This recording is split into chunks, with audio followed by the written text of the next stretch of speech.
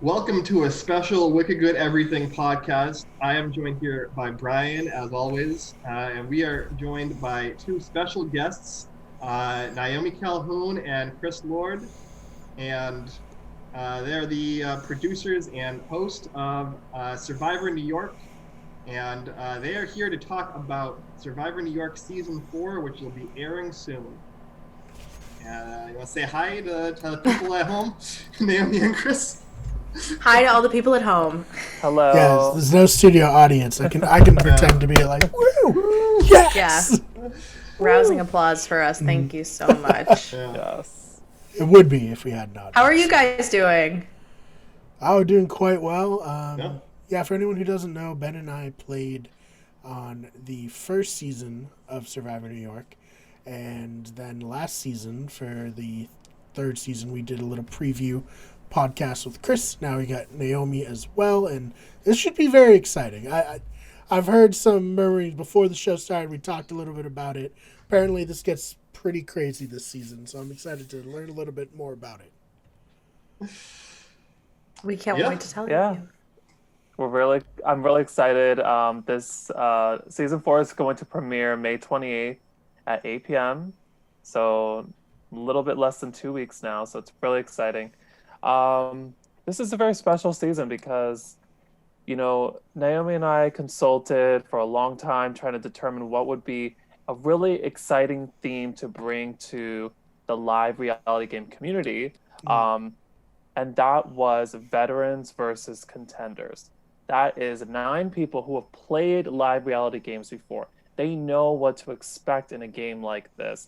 They know the twists, the turns, the challenges. They know that the game is sped up a lot faster than normal Survivor is. They are competing against 9 people who have never done anything like this before. This is their first time experiencing anything like this. And they're creating sort of a new society together because we're not pitting them together like 9 versus 9. We're putting 3 of each on each tribe, and they're sort of creating this new world. And I'm really excited for people to get to see the interactions and the conflicts that come along with that.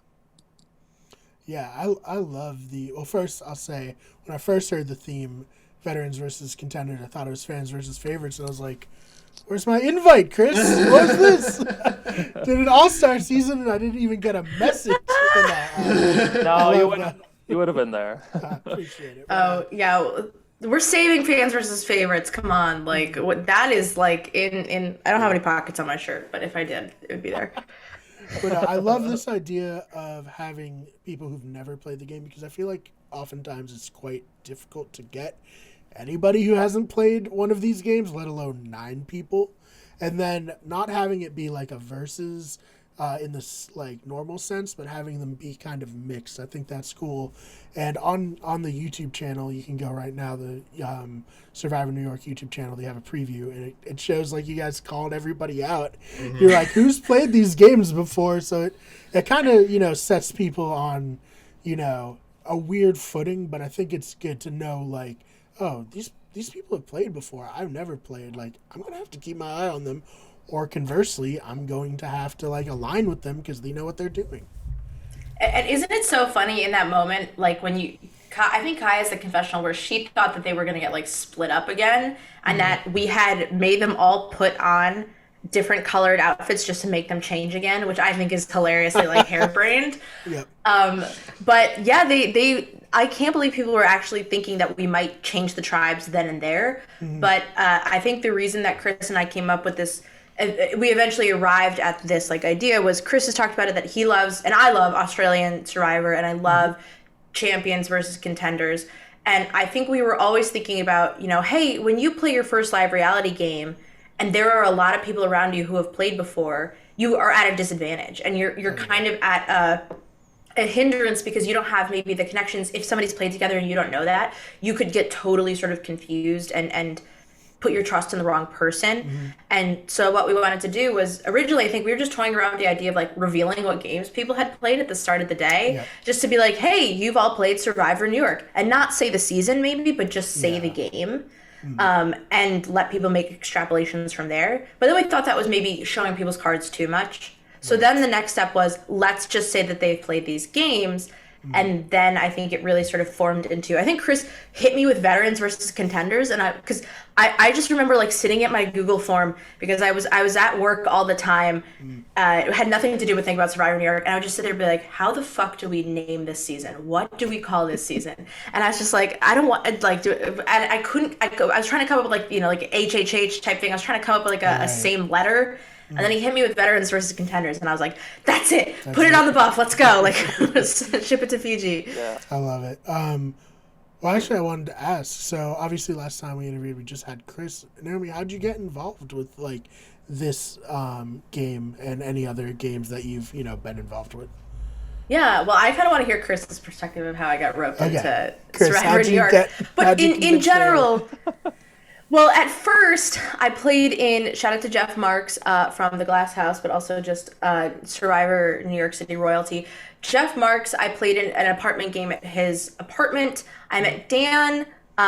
Dan and I didn't get to work together. Dan got voted out before we could really work together, but they liked me a lot, and we talked, and they were obviously working with you guys on season 3.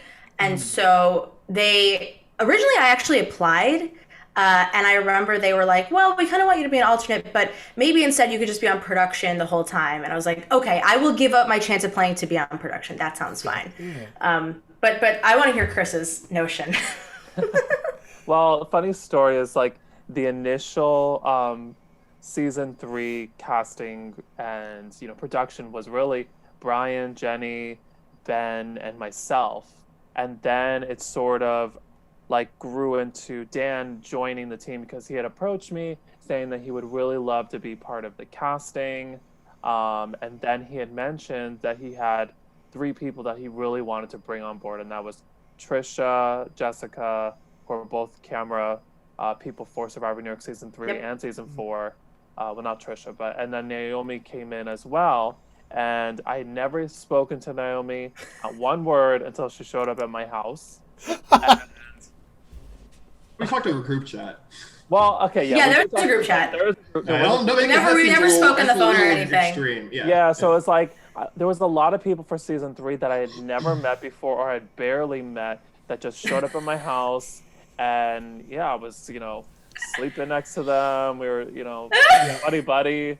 Eating your food, yeah. It was interesting because like I didn't know Naomi, but I had to put a lot of trust in her, and she proved that she was very trustworthy and hardworking, and she knew what she was doing right from the beginning.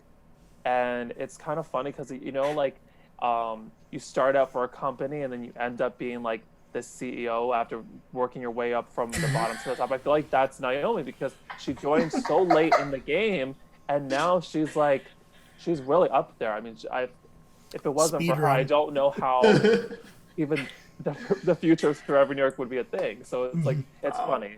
But Dan is definitely Dan from season 2. If anybody knows Dan from season 2, is the reason why Naomi is with us now. So shout out to Dan for that. I appreciate it. Yeah. And the other person, funny enough, who I think is pretty responsible for me even being here, is Amy, because I did Ben, Jared. I did a comedy show in New York that was a Survivor comedy show, and we made comedians compete in challenges and vote each other out. And Amy, we had one person drop at the last minute. It was 3 tribes of 6. So we said into the audience, does anybody want to join the game? And Amy said yes. Brave soul. We had never met before. She got voted out first because they didn't know what to do except vote out the person who just got there, which I thought was fucked up, but okay. And we met Amy, and it was like we had played in Jeff Marks' game, or we were about to, and then I think we just got, that's how we met like George Nicolaitis. We just got dumped into the world of Survivor fans, and that's where I like found out about Rob as the podcast and stuff. Like I had no idea. I didn't know Jordan Kalish had his own podcast until like genuinely probably a year after I knew him. Like I had no idea. And so I got thrown into this world, and I can't remember if I played Real Foot before or after season 3, but around that time I was playing I had played Real Foot, and I was going to play Buffalo, so I kind of had gotten into it around the time of 3, but 3 was like, oh, I love this. Like, it was so, you could tell how much Chris cared, and I'm sure you guys know this as well. and there's just so much fun, and you make so many friends, and you can see me like bawling at Final Tribal Council because I had a time where like I lost a lot of friends, and Survivor gave me a lot of new friends, and it was such a blessing, and like I was just crying my ass off. And you can see Alex Horstenhauser's like, okay, take it easy, Naomi. Like he's very clearly like, okay, chill out.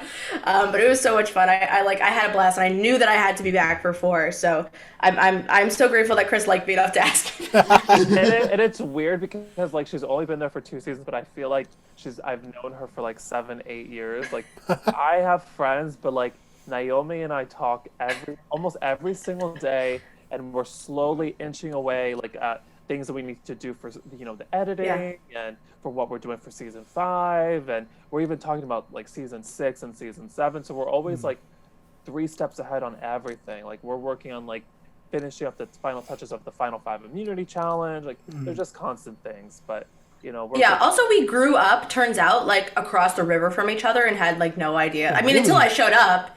Like I grew up literally across the river from Chris, so it was very funny that it was just like, okay, we are the like definition of like upstate New York, like not like like the boonies, but like we're the definition of like middle upstate New York, like Survivor. We really represent where we're from. That's so fun. I love how Survivor can bring so many different people together like that, Yeah, Like, definitely. yeah, and like you said, you didn't know like about RHAP or any of that stuff, and now you have your own podcast. Mike White was robbed. We try to say that without completely butchering it. Very fun. That Ben has been on, and I love that episode. Yeah, I'm always thinking about Becky Lee. So always be plugging. As you should. ABP, always be plugging. Well, something I wanted to talk about is the preview, and I wanted to know what you guys thought of it. And especially this challenge, we'll tell you a little bit of like the details, after we talk about it. There's some hidden stuff that you'll see in the episode that wasn't shown because we only gave you a little preview. What do you guys think? Ben, you want to go first? Yeah, no, I thought it was great. Definitely, I think it was cut off at like a really good time for like a cliffhanger to like make people want to come back and finish the episode. But yeah, as Brian mentioned, I loved that, you guys asked, oh, has anyone done anything like this before? And like 2 or 3 people like tepidly raised their hands. And then you're like, oh, here are the 9 people who are lying. It's just so fun. Yeah. Like, I loved that.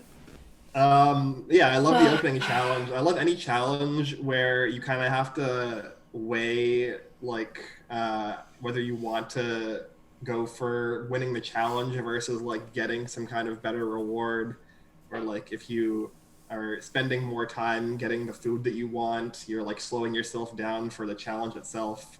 Yeah, I just so far so good. I liked the interspersed confessionals. Really were done really well so far. Yeah, I'm excited to see the rest of the episode. Yeah, me too. Yeah. I think it looks great. I'm glad Chris didn't make us run that much on our season to start. Speak for yourself. We had a balance beam challenge to start, which was much more my speed, standing in place. Good. Only challenge we won too, so thank you, Chris, for that. And no, I just like it. The show looks great. I'm so proud of you, Chris. I'm so proud of both of you. Like it's just you've come so far, and like it's so professional. It looks amazing. The beach you guys were on was just so like beautiful. And that's Jess. I mean, Jess's camera is so beautiful. If you haven't seen the video I posted on our Instagram of Jordan Kalish just being like, I'm in front of a lake and it's the Hudson River. It's a great video. Iconic himbo Jordan Kalish. We'd love to see I think that's something that I do want to touch upon is like the evolution of live reality games. You look at Real Foot season 1 and you look at Real Foot season 5 or 6. The evolution is insane. You look at Survival Challenge. Look at the challenges that they're doing. They're doing challenges from the show, and I feel like some of the quality of it is even better. So like for me, season 1 pretty much all in my backyard, and the school field that is literally behind my backyard. That's it. Season 2, pretty much the same thing, but we tried our best to like film most of it in the school field. Season 3, better tribal council set as well. Yeah, also better tribal council. The iconic set. Yeah. So if people watching don't know this, I have a huge tribal council built in my backyard that I can go to every single day and take a look at. Season 3, I wanted to, explore my neighborhood, like literally down the road, not so far, is like this beautiful like park. And then for season 4, I was like, you know what, we're gonna spend more time at this park because it's just too beautiful and it's too survivor-like to not use it. And that was like a new evolution point for me. And on top of that, I was like, okay, I have to start making these challenges better than season 1, season 2, season 3. The opening challenge, that was just sort of like a fun little challenge, but there is a different part to that I do want to tell you guys, and Naomi will laugh when we reveal that. But like I will spoil maybe like 1 or 2 challenges like in the future are really big builds that you've seen like on Big Brother, you've seen on Survivor, with balancing and things you've seen from the real show. Things you've probably seen from season 3 may come back, like push and pull. And wobbly stack too. Wobbly stack, like the one where you have the ball and you have to go up the wall and there's like holes and you have to avoid the holes when the ball drops through. Like that one I was able to build. There are a lot of fun challenges that you see from the show, and I can clearly hear in my head like somebody saying, "Oh my god, I can't believe I get to do this challenge." Yep. Right. It happens a lot during this season, and that's why I do this.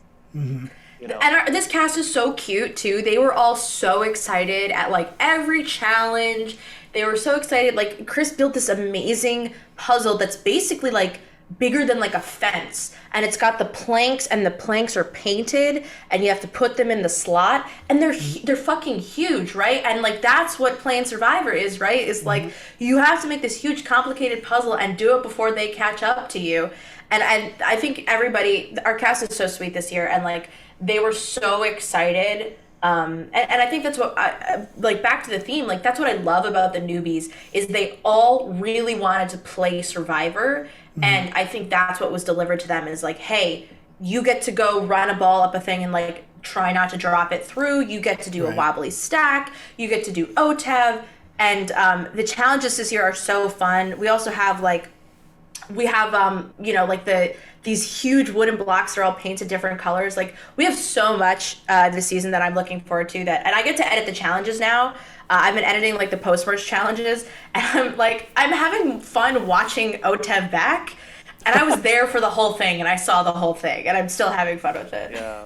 That's so awesome. I think another thing is too with having veterans there, a lot of them may have played Survivor games that were not like a high caliber game, and they're coming into a game like this and they're going, wow, like this is like an experience that I really can cherish and love and hold on to. Like I appreciate my previous game, but like this is so elevated.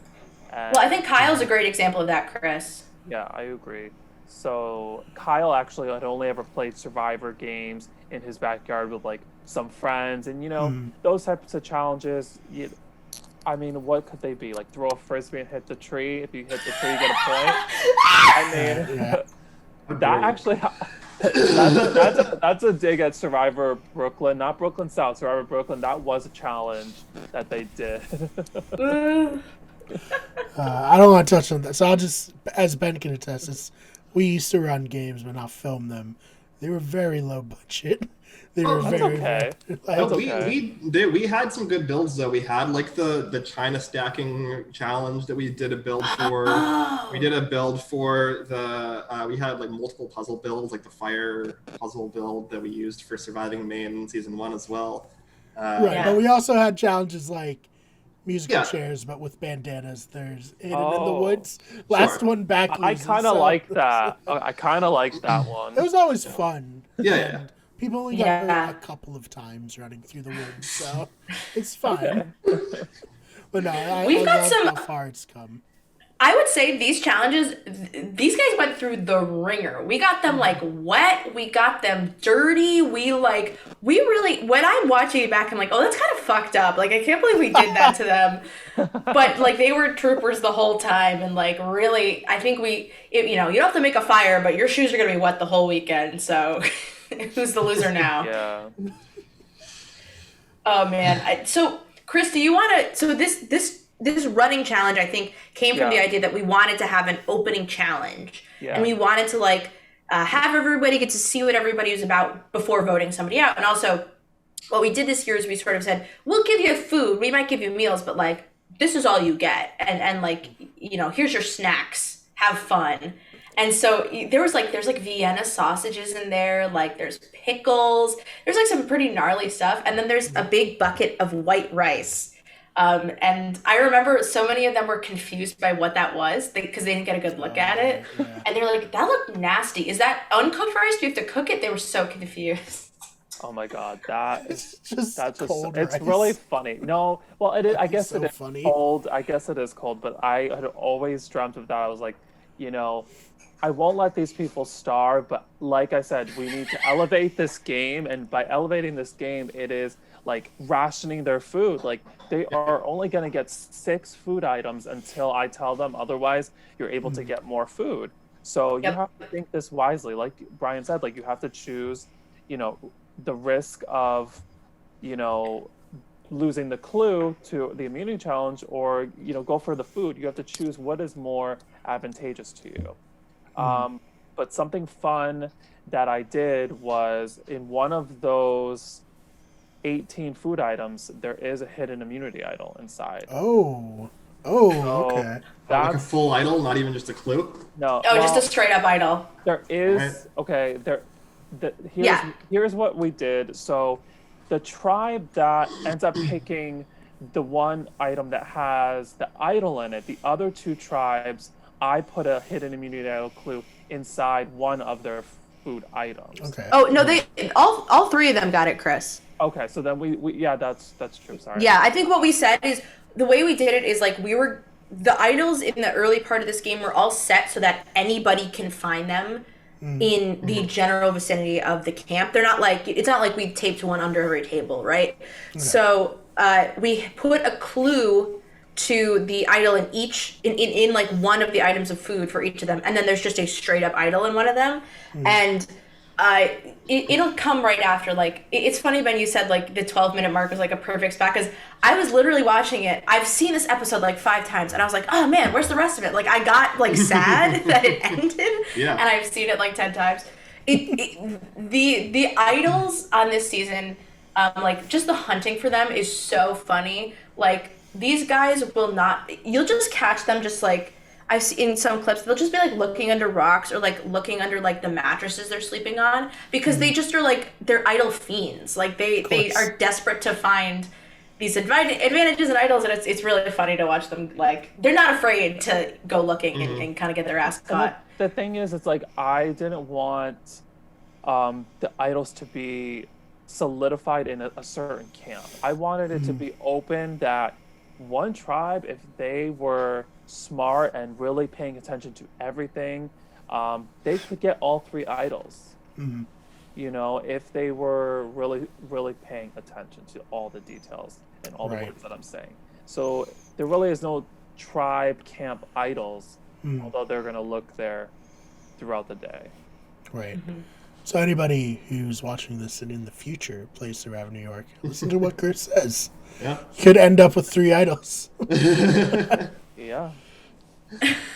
Yeah, I do know that's a thing that's happened on previous LRGs that have these kind of like, one world open field situations with idols, where there'll just be like one like psycho who like goes and finds every idol in the game. Right. Yeah. And going their own wrestle hits. So yeah, and something else about the opening challenge I kind of wanted to touch on is that like, the reason we, I think what we do is we always ask about like, what's an interesting choice that somebody has to make. And I think going forward, we're going to see like, cause the blue tribe was like speeding like a bullet.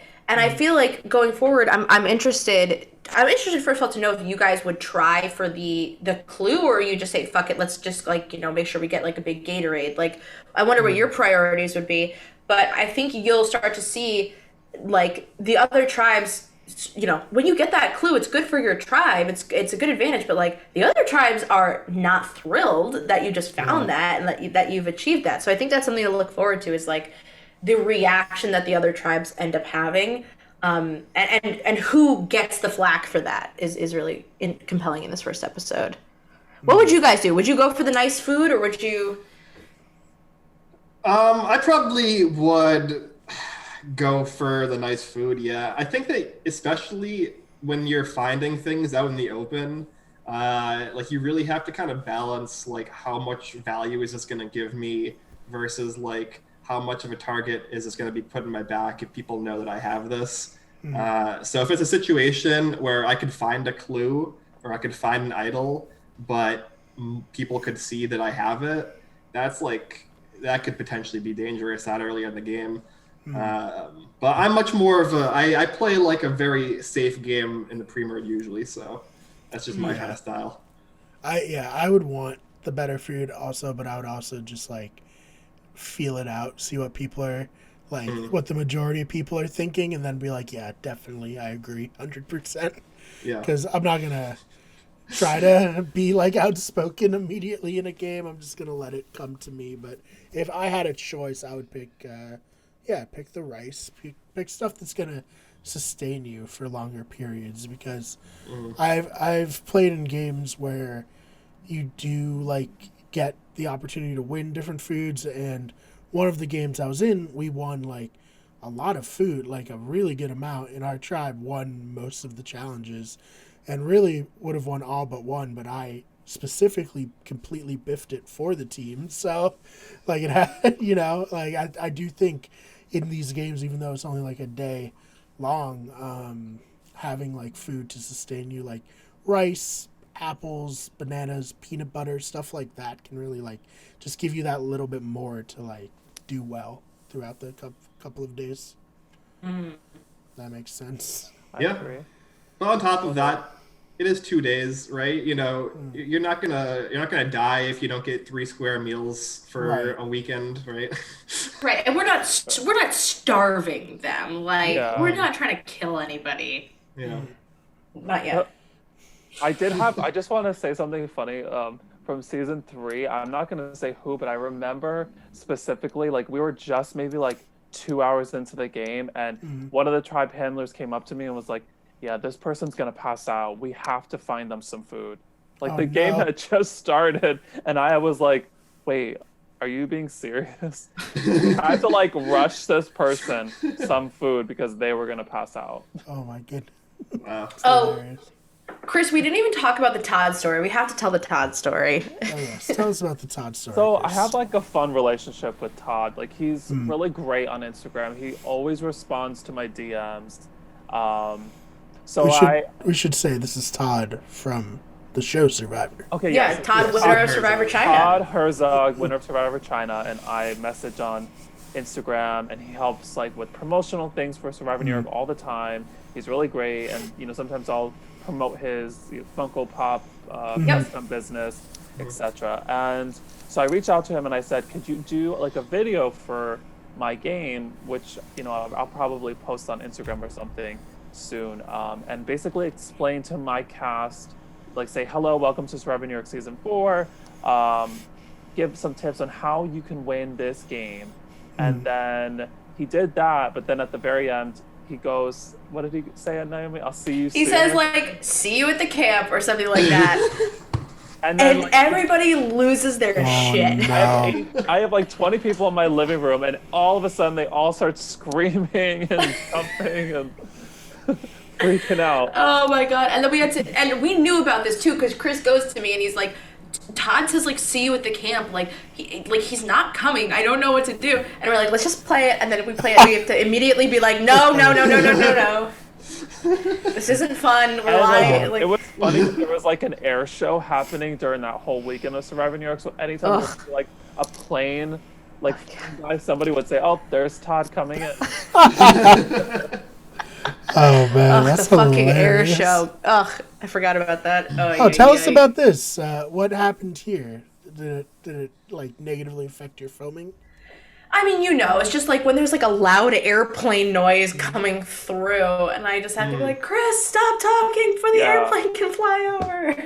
Luckily, this year the air show is the weekend after Survivor New York 5, so I don't have to good. But it's like, I'll be honest, like I've edited like pretty much all the episodes, and it does come up once in a while, but for the most part, we're pretty lucky because of the camera quality that we have. So fingers crossed that we don't have to deal with that. Yeah. As Chris might recall, I was going to bring this up, the last season of Survivor Rutland that ever happened, Chris played in it, and we did 16 other seasons in this area.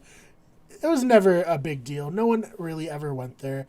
This day, there was a party of probably like 100 people. It was like a church event. Yeah. They were blasting music. Like the top 100 songs, like specifically the things that you cannot have in the background of any video. It was actually will be taken down. I'll never forget. It was reggae music. I remember. It wasn't even though. There was a lot of pop and like hip hop and stuff too. I remember the reggae. It was like all kinds, but there was definitely like stuff that would get us DMCA'd, and it was like the one season that we actually brought like a ton of camera equipment. We were like, oh, we're going to film and record and release this one, and none of the footage was usable because of the music in the background. Yeah, I would like upload a lot, and it would just immediately either take the audio out or just slap the video down. But that was a really good season. It was a lot of fun. Yeah, it was, and then the winner was great. I mean, it was a great season. Well, also, Chris, do you remember in season 3, we get to the park and somebody starts blowing up a fucking bouncy castle, and we're just like, you guys don't. And it's like next to the field that you see a lot of our season 3 early challenges are in, and they were awesome. They were so nice. They're like, oh cool, what are you doing? And we're like, yeah, we're doing Fake Survivor. They're like, oh cool. So they were very nice, but like you could just hear like the like the bouncy castle blowing up. You don't even understand how disappointing that is because nobody ever really goes to this park like that early in the morning. So I sent like my sister and my dad to like go over there at like 6 in the morning and to like kind of claim the spot. So they get there and at 6:15 they call me and they're like, there's some guy here already like sleeping, like claiming the spot. And I was like, you've got to be kidding me. Like, what are the odds? And he has like a memorial thing for someone who passed away. So he was super cool. And he was like, yeah, we can definitely share the spot. But then once the party started happening, it was just like too weird because they were being loud and it's a lot of people. You can't continue it.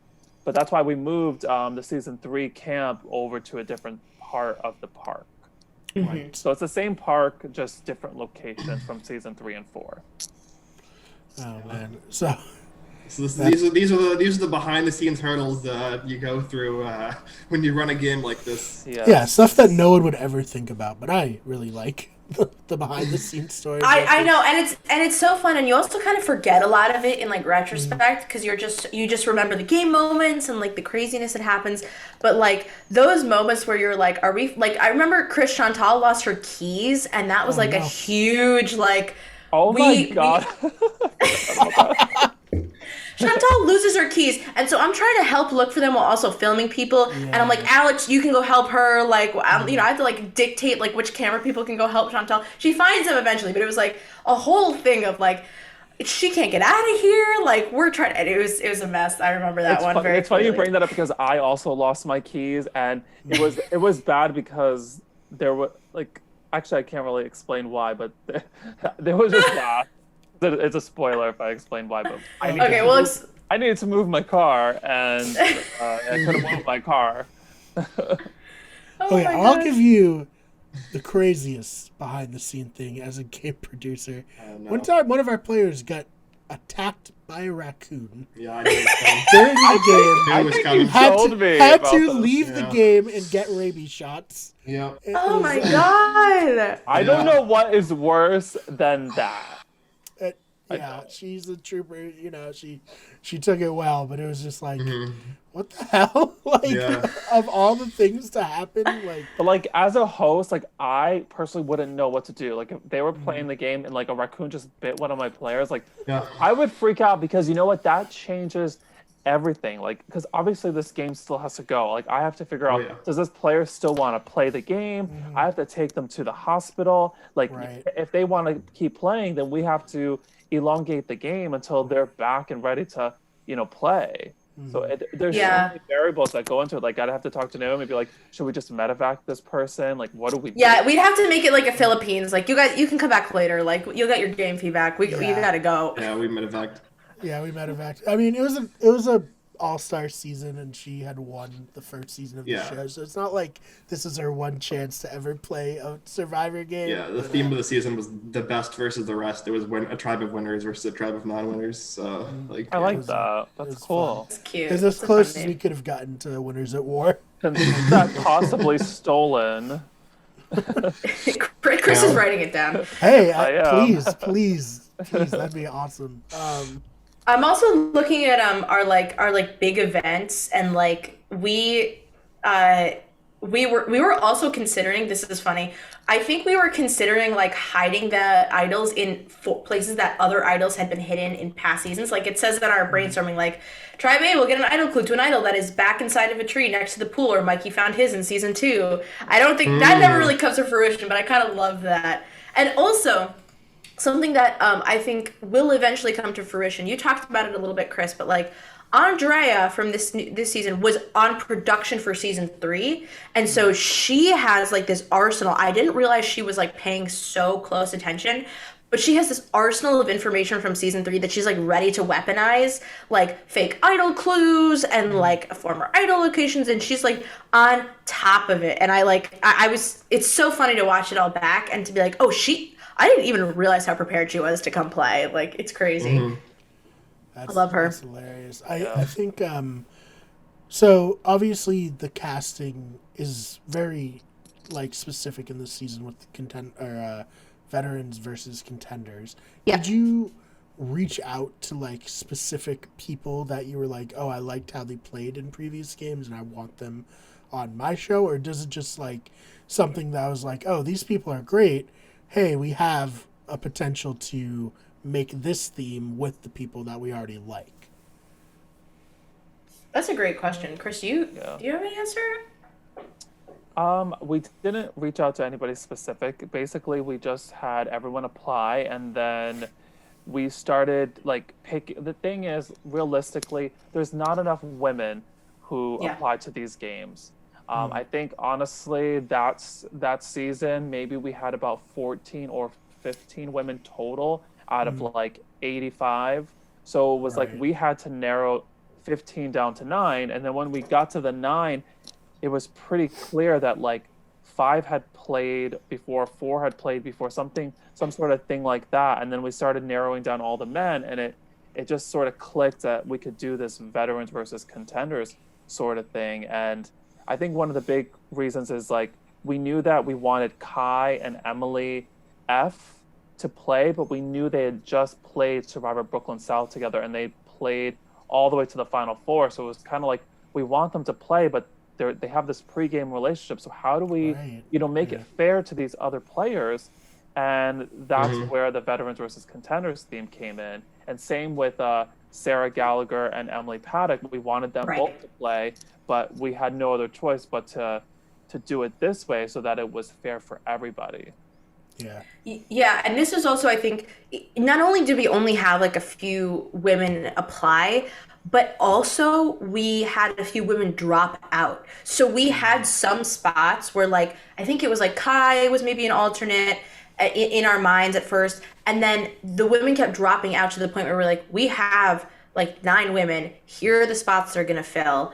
And exactly what Chris just said, that like the theme kind of came. And at first we were talking about like, I think we were talking about 2 tribes, but then we had done 20 people for Blood versus Water, and that was a lot of people. Oh, yeah. And it's exhausting to vote 17 people out in 2 days. So we decided that we wanted to go down to 18, And I think that was the first step. But then we also have like, we wanted to get messy with the swaps. And I think that's where we thought that this would be helpful is like, what if you swap onto a tribe? And I told the story in the other LRG podcast, like one of my favorite moments was the start of the day. It's like 5 p.m. People are showing up. Sarah Gallagher's there, Kai is there, and TJ walks in. And TJ goes, "Oh, Kai, you're the girl who won Brooklyn South too." And Sarah is like, you can see Sarah's eyes like light up, like information. And Kai just wants to die. And I remember watching that. I was like, I'm so sad I didn't have my camera with me because like that would have been so funny to have. But that was like a great moment. And you're just thinking about like, what if people swap or, is TJ going to want to vote out Kai? Is like, are Emily and Sarah going to want to work together? And at the same time, and I think this balances it out, there were other relationships on the newbies. So Bennett and Davey, we had no idea were friends. And then I figured it out. I think Louis might have told me, like I figured it out eventually, but I was like, oh, these two. And then Matt and Kira are friends and they know each other. And so there's a little bit of balance on both sides where the newbies aren't at a total loss. And then I think Andrea, like Liska knew some people from RHAP. Like there's a lot of like sort of semi knowledge of each other, but like enough where somebody could rat on somebody else and put them in danger rather than it just being that people are just inherently going to work together and help each other. Right. No, I think you're never going to put together one of these games and have like a completely fresh game. Like, I think New York 3 was closest. Right, that's the closest. I was going to say. And that was only 10, right, you only had to, and Dan did an amazing job of that, but it's only 10, essentially, you need to have 10 fresh relationships rather than 20. And so for 18 fresh relationships, it's really tough, and it's really tough for women. I don't know why women don't play these games more often, but that's just kind of like the luck of the draw. And so for us, it was like, well, we're going to, we have amazing people on queue, we're going to use them all. Right. So before we started recording, you two had mentioned that this game gets a little messy. Is there anything that you can say to like hype it up a little bit, give something for the fans out there? Chris, hit it. Well, like I guess something messy is like right after, the preview finishes, we go into like each of the tribes, and one of the confessions from one of the players is like, they called these people forward, and that person literally bold-faced lied to me and told me that they'd never played any games like this before. So, there are definitely like red flags coming right from the beginning. Like, so that's definitely, I think, messy. Is that a lot of people did lie and tell them that they never did anything. And I think, I want to say Emily F. told people that she never played anything like this before. Matt didn't. Matt Levy said that he didn't play anything, I think, as well. Yeah, Matt Levy said he didn't play anything. Yeah, and it's great, right? It's so good, and just like what I love about this season is like people are not afraid to like, essentially, I don't want to say talk smack, but they're not afraid to go into a confessional and be like, I don't know what the hell this person's doing, or like, I don't like this person. And I love that. I also think like Jack has a confessional. I think it might be later in the episode where he says like those people might be jaded from their experiences. Like the newbies have a real sense of positivity when it comes to like the lack of experience. Like they're not afraid at all. They're ready to fight. They're sort of ready to fight it out. And I do think it comes in like it comes into play in a lot of interesting ways. I also think that like we've got some messy swaps coming up. I think the merge is messy. Like everything about this season is messy, and that's what makes it so amazing. And like you're gonna see as soon as you're gonna see who finds the idol. You're gonna see who like the clues come out. Like from the minute they hit the beach, it was like this game is on. And that's what I'm so excited about, is that like people get to see this experience, because they brought it 1,000%, and I love them all very much. And so like it's really fun that their experience gets to be shared. And they're also really big competitors. I would say this is one of the most competitive seasons we've done, right? Like the challenges, we also hit a lot of like idol clues and stuff in challenges, which was fun. We like really toyed around with that. Everybody's really competitive, and they're not here to lose, right? So it's another level, I think, this season. Yeah, I think too, like I said on another podcast, it was like we have 17 super fans, and then one person that has seen a few seasons and understands like the early parts of Survivor. So everybody knows the game, they know the strategy, they know the challenges, they know how Survivor works, which is so big because you get these live games and you get, you know how it is, like the beginning of Survivor New York, maybe like the beginning of Survivor Rutland, and you're kind of just like getting people to play just to fill that cast. You know, like, people don't know what they're doing. They're like, "What the hell is? What's an immunity idol?" It's a hard process to explain, but this group at least they understood everything and it was very clear. One of the players actually is the niece of Andrew Savage from Survivor Pearl Islands and Survivor Second Chances. And that may or may not come into play in the game for her strategy. But I want to say something messy, but the funny, and also very funny, the funniest moment, I think, for me in the whole season will be we have a sort of Debbie Cochran moment in the game. Oh, yeah? And outside of me and the 18 players, there is another former player who will be coming in and coaching one of the players in the game, and there will be a huge moment, and it is literally funny. I cannot watch it and not laugh. I mean, I laugh literally every time, and I know exactly what they say to each other. It's so funny, and also it's beautiful because the person who is the Debbie in that situation also finds it extremely funny and like cannot stop laughing. I love that scene so much. I've also got some great like meme capped moments. I think you guys can see them in the alumni group, but like we did like, you know, one of the whiteboard, like, or the challenges, you know, like touchy subjects, and people are writing on the whiteboards. I'm gonna meme the shit out of those captures I've got from that episode. I cannot wait. Well, I for one look forward to Nick from our season giving the wisdom that he has to whoever this new person is. Oh my god! Imagine. No, I don't know who it is. I don't want to. Imagine if that was him. That would be great. That would be the best.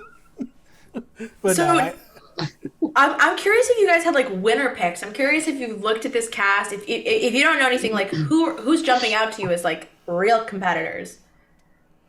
Not that they're all not real competitors. I like Billy on the Algonquin tribe a lot because he reminds me a lot of someone I played another game with, to the point where I'm like, is this his brother? Like, how do you two look exactly alike? I don't understand. Sam on that tribe as well, I knew through Surviving Maine production, so excited for that. Obviously Liska, some of these people we played with in Sequester, so I'm interested to see. I mean, I didn't play with them very long in Sequester, nor I. But I was there, and but no, I'm interested to see how they play in this. Ben, do you have anybody who really stands out? I know a great handful, so it's gonna be difficult for me to put my bias aside. I'm not a great handful of people, but I know like 5 or 6 of the people on the cast. Some of them I've played in previous games with. Some of them I consider to be like close acquaintances of mine. So as far as people I don't know super well, Dresden is somebody that played in Sequester with us, and I think he is absolutely hilarious. He was like amazing entertainment on that. I'm excited to see what he can do on this season. Or like Bennett, he won Sequester. So what? Liska did. How dare you? Bennett came in second. To be fair, shows how much I was paying attention after I got voted off. Sorry, Liska. Yeah, like I said, Liska, she won Sequester. I'm interested to see how both of them do. This one. If you watch that Sequester game, there was a heavy contingency of season 4 New York players who made it far in that game. So, Survivor Buffalo, did you play with Emily? I played with Sarah, and Naomi played with both. I played with both of them. Okay, all right. Yeah, tune into Survivor Buffalo 1 if you want to see Emily Pettick smoke my ass.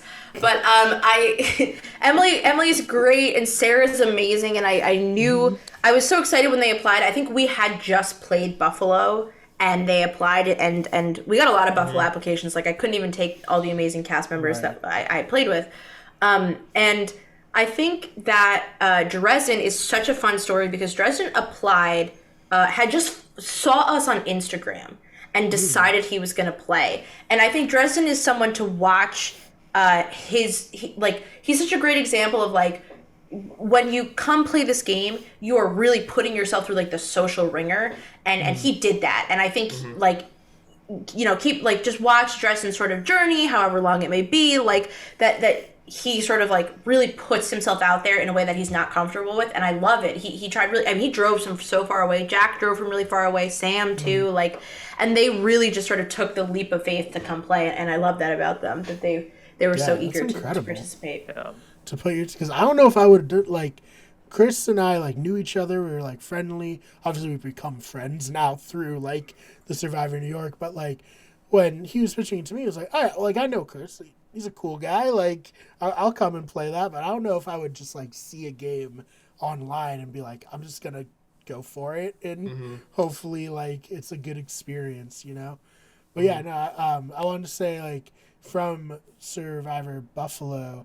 Emily is. I thought I was cutthroat. Emily is way worse. So I look for like if she plays anything like she did then, I look forward to the villains tribe, you know, hanging out with her. Love you, Emily. Or Someday. She's great. But yes, Emily is extremely fucking cutthroat. Yeah. Yeah, I've never gotten beat up by a 19-year-old in my life until I met Emily Pettick. Oh man. Emily is like sort of famous too. I don't know if you guys know, but like her sister like signed her up for some TikTok thing, like David Dobrik. Well, yeah, David Dobrik, pre scandal David Dobrik, like gave her family like I think like 25K or something like that. Because Emily's amazing. I think like this whole cast is full of like. And maybe that has something to do with like why the sequester game they all kind of bonded is they are very close. Like post game, there are and not it's not like an 18-person family. Like everybody's on the same footing, but like there are groups of people who are so tight after this game, and they really love each other and care about each other. And they all like Billy calls me mom all the time, Billy and Davey. But then they also make fun of me because they insist that I was screaming like "You're on ice" during the game when I wanted them to stop talking. And I was like, no, I would never say that. And there's proof because I found a video of somebody else on our crew yelling "You're on ice" and it's not me. I would just tell them to shut the fuck up. Like that's how I do it. Now like just know like that's her thing. She just says "You're on ice." I don't remember that. It's so funny. I never said that. Billy always insists that I say it, but I never did. And like, I only tell them to shut the F up, and that's how I tell them I love them. Is like, oh my god, that's so funny. Yeah, shout out to Anessa, who we had to make a new rule of you can't talk when people go up to vote during. Oh my god, council. yeah. I honestly never. There's so many things you never really put into a game, and then like as it goes on, like you have to like start creating these new rules based off of how these players, try and snake the production team. And that's one of the biggest ones for sure. Wait, so what happened here? She was talking. So Anessa would use every second she could to strategize, and that meant like, hey, it's time to vote. Somebody would go up to vote, and then they would start talking. And we quickly realized, like, that's not fair. If the person has gone up to vote that you're voting out, you can just turn to everybody and be like, we're voting out like Naomi, right? And so we eventually had to say, like, you're not allowed to talk. We had to give some warnings. And like, I think it was really, Anessa is an amazing player and, like, someone who needs to play more of these games because she capitalizes on every opportunity. But for the game makers and us, we were like, that's not fair. You need to stop. We need everybody to stop. Yeah. But, that's how it is. You only have so many hours in the day. Yeah, that's something I've gotten burned on before. Actually, in a game I played with one of the cast members on Survivor New York Season 4, Alejandro, we played a game together hosted by Zeke Smith from Survivor. Oh, yes.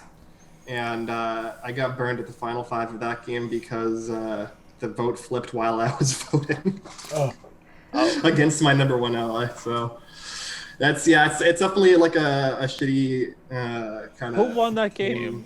Who ended up? Who won that? I don't know if anybody here knows them. So. No. Tell me. I think I might know. Rachel Folger. Yeah. I know who that is. Okay. Oh yeah, you know for the comedy scene in New York, I assume. Yep. Yeah. Well, and that's, again, it's a great example of, like, you never think about these things as you're making a Survivor game, and then all of a sudden it comes to you like, oh, we should tell people not to talk when they're going up to vote, because you don't see it on the show, right? Yep. And it was something we kind of quickly realized, but the rule book keeps growing. I literally, like, I edit the rules all the time, just because it's a great way to, like, force your brain to be like, what should I tell these motherfuckers they can't do? Like, what what do I have to stop them from doing? We have a rule about, like, the flower beds to make sure the flower beds are okay. Oh my god! Right? Yeah. You don't want people stepping on them. Yeah, that's true too. You need to have, like, at least one, like, really degenerate person on production who will, like, come up with all, like, it kind of in a takes the thief sort of situation where they can come up with all of the, like, most evil ways to subvert the, like, expected game mechanics so you can kind of cut it off. No, yeah, that's a great point. And it's always so funny, the things that people do, and you just, like, you would never have thought of that. Like, I would never have thought to strategize when people are going to vote, because, like, that's not a thing in the show, you know? So I just, like, sit there quietly and, like... Well, you know, actually for season 3, it shifted the whole game, because the biggest vote out was probably episode 4, where Charles gets voted out, and there's a double vote play, and while they're voting, a few of them decide to vote for a different player, and because of that, that's how Charles ends up going home versus their original intended target. So that's one of the evolution points too. So all right. Charles is listening. He's like, what? Like, I got robbed. Yep. Oh man. But don't worry, there's some whispering tribals. Like, I just watched an episode the other night that Chris sent me that was, like, so good, and they're all up and whispering. Like, that's what I kind of love about this game, is that everybody sort of utilized the opportunities that they were given to be strategic and to be, like, a really to play their heart out. And that's what, like, I think we're gonna see this season, is that everybody really tried. And, like, you can't ask for more than that, I think, with the Survivor cast. Like, great, Chris, like, you just want people to come play and have fun. And that's what they all did. And, like, it's gonna be so fun to watch back. I can't wait to have you guys on, like, a recap episode, because you're gonna love it. I think that's what's important. It's like, you know, they could come out there and maybe they go, wow, this isn't really for me. Like, oh, I don't really care. Just vote me out. Like, a lot of people will do that in these live reality games. Like, they just don't mind if they go home. Every single person wanted to stay desperately. Nobody, when they got voted out, every single person was disappointed. Some people were inspired to watch every single season of Survivor all over again. You know, people were telling me, I need to do something like this again. Do you know any other games? It's like, Naomi and I created these little monsters that they're like live reality game, like fiends. Like, they're like, okay, I'm applying to all these games. Like, someone from season 4 I know is playing a different game that I'm working close with. So it's like, wow, they're really, like, moving on to the next, and that's why I love this cast, is because I mean, Louis did Survival Challenge right after season 3. Like, also, Chris, if there are little monsters, does that make you Lady Gaga? That's a good question. I would say yes. Okay, I really am Lady Gaga. If you guys, you heard it here first. Chris, I want you to talk about the props a little bit. The where you got your amazing idols from. Okay, so there is a girl on Etsy. I think her name is Freak Like Me 64, something like that. She's from Ireland, and that's another part of my evolution, is I wanted very realistic hidden immunity idols and realistic immunity necklace. She creates exact replicas of things from the show. So I have the exact replica of, like, Heroes versus Villains immunity necklace. for this season, and then I have like idols that they did in Millennials versus Gen X, HHH, and a few other seasons. But all of the idols look extremely real. They're big, they're bulky, They're so beautiful. they're beautiful. Yeah. The necklace is like amazing. Yeah, I remember I went to Ireland like right before we shot this season, and it was like, oh, we could have saved on shipping if I just picked these up. And I brought them back. I never thought about that. That's so true. Yeah, I wonder how uncomfortable that would have been for the seller, though.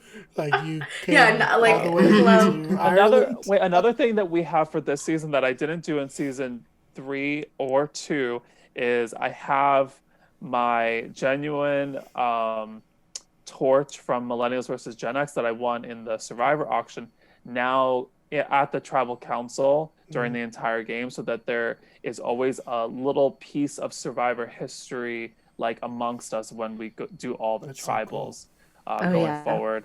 And then for going on for season 5 and onward, I won 2 other pieces from Island of the Idols, and I'm going to hopefully incorporate those into the future Tribal Council. So Survivor New York is going to be all of the essence and all of the aura of the real show. Piece by piece, we're just gonna build it like a like a Frankenstein Tribal Council set from all of the Survivor stuff. It's gonna be awesome. Survivor New York 40 is gonna like look amazing.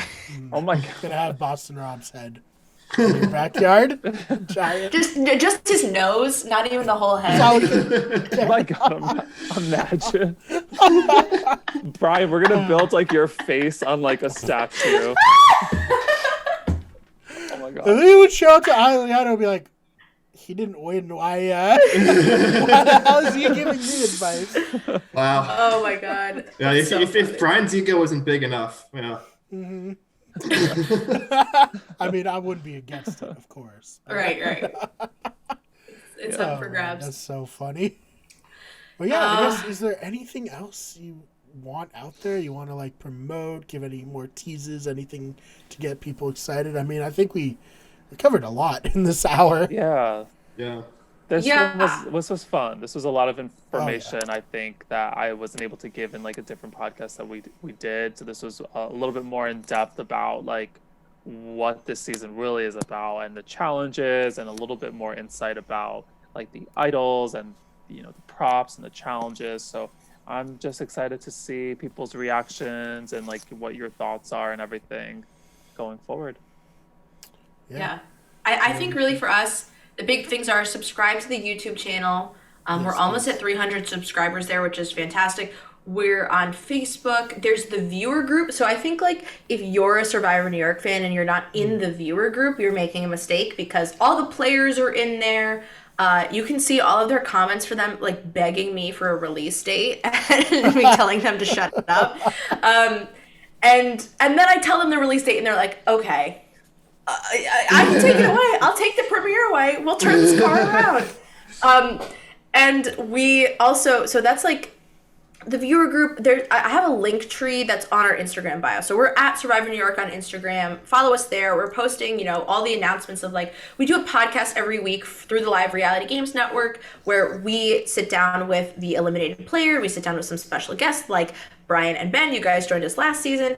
But we also have the viewer group sponsored by Live Reality Games, the Instagram, the YouTube, the Facebook. We are on everything except Twitter, and honestly, just follow Jordan Kalish because I make him retweet everything that is Survivor New York related, so you'll get the content. Mm-hmm. Any chance that there's going to be a This Week in Survivor New York coming down the pipe at any point? I feel like it would be like you could just do a whole episode about like Alex losing, and like that could be like. There you go. This week in Survivor New York. Next week in Survivor New York. Yeah. There you go. 20. Yeah. Yeah, instead of Twitch, yeah. Brutal. Alex just caught a stray.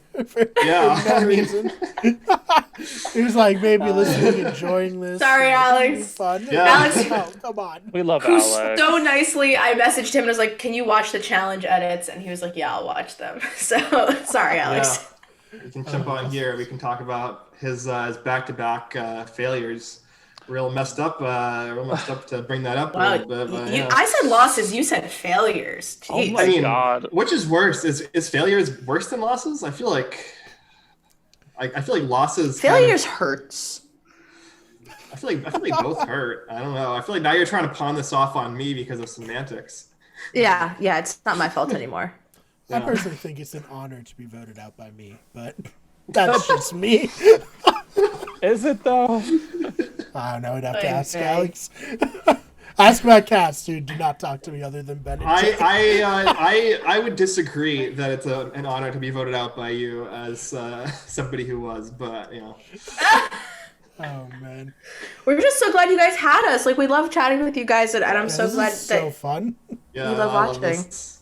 Yeah, anytime you two want to come on and talk any random Survivor thing, Survivor New York, the show, anything, please. Any reality just let's, TV. Yes, we have a bunch of different podcasts. We cover a bunch of different things. So, The Circle, Big Brother 23 starting relatively soon. I think the beginning of July. So if you two are free and watching and want to come and recap. I know, Naomi, you just finished The Genius. Maybe we could do a Genius rewatch podcast. You guys, let me tell you, so I finished The Genius and then I started it all over again. So like good. my body cannot, I go to sleep thinking about The Genius. I can't even articulate. I actually pitched Chris in a challenge. I'll tell you guys off the air, on a challenge from The Genius that I want to do on Survivor New York one day. But my brain, if you follow me on Twitter just for my Genius screen caps, because people are messaging me now and being like, should I watch this? I see your screen caps. And I'm like, this is what I should dedicate my life to now. And I'm fine with it. Watch live reality games, watch The Genius. That's all it is. That's so funny. Can co-sign. Because is incredible. Steven, you know Steven, right? Naomi, Steven Stewart, Yeah. I think he's the one who told me all about The Genius. And he and I've been messaging him constantly about it. He's like I talk to anybody I know who can talk about The super Genius. fan. He's the biggest fan of that show I love I've Steven. ever seen. My Yes. God. Yeah, because they did it. So they did a game from The Genius on Survivor Maryland that Steven and I were covering for live reality games. And he's like, you haven't seen The Genius? Oh my God, you have to watch it. And I finally did. And I was like, Steven, I see the light. I see it. They did a food chain game on that. And I was very happy to see that when I watched that episode of Survivor Maryland. I was like, I know, right? Food chain. I don't think we'll do food chain on Survivor New York because we truly take an hour to explain the rules to them. And we don't have an hour. Yeah. Exactly. But me and Brian are making our own live reality game, and I'm trying to take as much of the positive aspects of The Genius and putting it into this game. I know Brian hasn't watched, but I'm doing my part and carrying the light of The Genius forward. Yeah, you could just lied to him. You could have been like, no, these are all my ideas that I'm coming up with. No, I would never. Oh, Ben is so good with these ideas. Any reason I can to promote The Genius, I will. Mm-hmm. And this is a joke for only me and Ben, but Ben, I'm assuming you're working on the copyright for Extreme Ways to make sure that you can use it in the series. Yeah, no, Thank you very Moby's on much. the line, yeah. Moby's on the line. Yeah. That's what I'm doing after this podcast. I'm going to call with Moby. I have a hard time with the subtitles, but then it's like I do love the movie The Parasite, which is that Korean. Oh yeah, you like Parasite, yep. It's one of the best movies I've ever seen. So it's like, okay, maybe I need to watch The Genius and just deal with it. Mm-hmm. Yeah. I think you get used to it. Okay, I think we should end the podcast. Yeah, we're going on. This is a very long tangent. Chris, where can people find you online if you want to follow? Oh my God. Yeah, what's your Kyung Stan account? Oh yeah, I get faves from them all the time too. I love them. would- You do it. Just follow Facebook. Just look up Survivor New York. Don't follow me. Follow Survivor New York. Yes. Go on Facebook, look up Survivor New York. Go on Instagram, look up Survivor New York. Go on YouTube, look up Survivor New York. We're there. Follow, subscribe, like, comment. Please share. Yeah, comment on the videos. Yeah. I think that's my favorite part is reading the comments every week and seeing what people think. And it's good for the algorithm too. It helps out. So like their videos, leave comments, all that stuff. Oh yeah, and you can find me. I'm also in the Discord. So the Survivor Reddit Discord has a channel for online and fan made games, and I'm in there every week as well, posting cool. like the episodes, but also talking about that. So if you want to talk more on there, like Austin from Survivor Michigan is a big fan, and he knows obviously the two Survivor Michigan girls. So like we're always chatting about it. So join us there as well. And me. And you, Ben's Ben. there too. Well, no, I Ben, mean, what I is know your Austin. I played with Austin. Oh. Right. Yeah. I was gonna say, there's no way I didn't realize that Ben was in here. No. No, I love Austin. Awesome. Thank you guys for having us. Yes, thank you so much for coming on. Ben, where can they find you online? Yeah, you can If follow they want me. to give you a follow. Yeah, on Twitter mostly at Ben Sharon. It's now I'll have something to tweet about that isn't just like other I guess reality shows and like politics and stuff. I don't know. I have something now. I have actually a thing I can tweet about that I can tweet live. I don't have to do like what I did with the circle where I have these like very cryptic tweets because people haven't watched 4 hours of it back to back on the Wednesday like me. Alright, so follow him there. You can follow me on Twitter at FakeBMar, and spell MARR. It's actually nice here at the name there so you can see it. But yeah, you can follow the channel on Twitter at WG Everything, on Instagram at Wicked Everything, on Twitch at twitch.tv/Wicked Everything. Watch Ben play some Among Us. Maybe we'll have some guests on there, some Survivor New York alumni at some point. I know we've talked about that in the past. Anything else? Yes, follow us on TikTok. And this channel's Better Radio. The main channel is Wicked Good Everything. And we'll see you in the next one. Bye.